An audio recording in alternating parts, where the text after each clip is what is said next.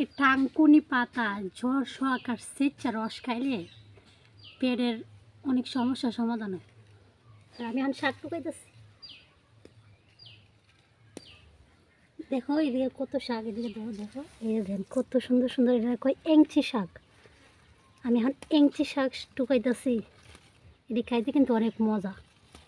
এখানে অনেক ধরনের শাক আছে, কচু শাক আছে, তারপর টাঙ্কুনি পাতা আছে। টাঙ্কুনি পাতাগুলো বেশি করে সেচ্চা কালি পেটের রস খাইলে পেটের অসুখ ভালো হয়।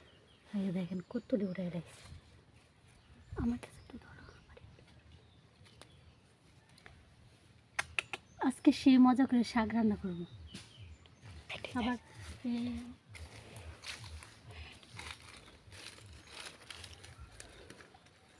এই যে দেখেন কত বড় বড় শাক, অনেক শাক। এরকম মুখে ধরে কি না